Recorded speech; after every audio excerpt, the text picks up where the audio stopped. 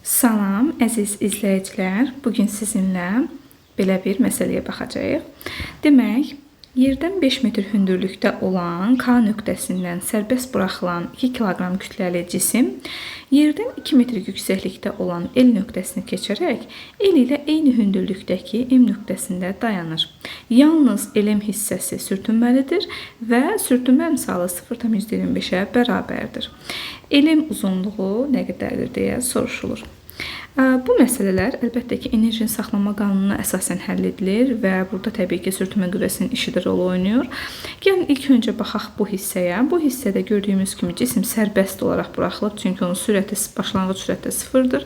Yəni onun atıldıqda başlanğıc sürəti və başlanğıc kinetik enerjisindən söhbət gedə bilməz. Atıldığı anda o müəyyən hündürlükdə olduğu üçün yalnız potensial enerjisi var.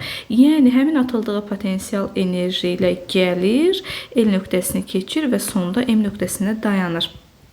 Deməli, onun burada malik olduğu potensial enerji ona kömək eləyir ki, gəlsin, bütün yol boyu L hündürlüyünə çıxsın, L nöqtəsindən olan eyni hündürlüyə çıxsın və sonda burada dayanır. O da niyə dayanır? Çünki bu hissə sürtünməlidir.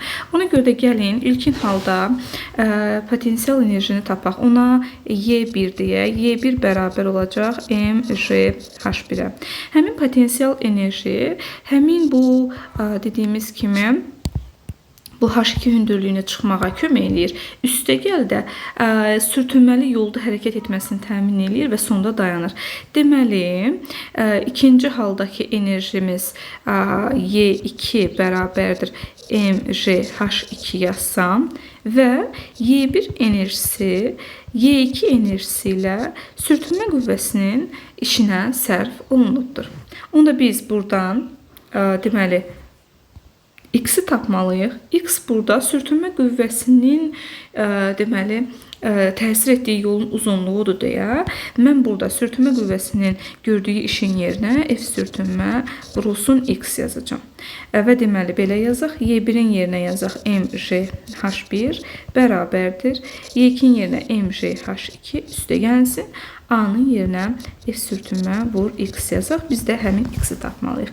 Gəlin ilk öncə biz F sürtünmə vur X-i tapsaq mgh1 çıxılsın H2 yazaram və buradan deməli biz X-i tapanda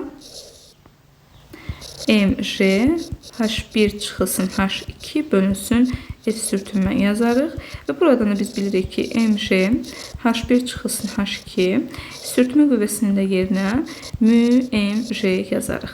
Bərabərdir. Demək, kütlə verilmişdir, J 10-dur. H1 hündürlüyünə fikir versək 5, H2 hündürlüyünə fikir versək 2-dir.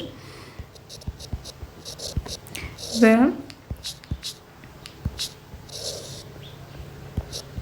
bölünsün μ 0,25, M2, J-də 10.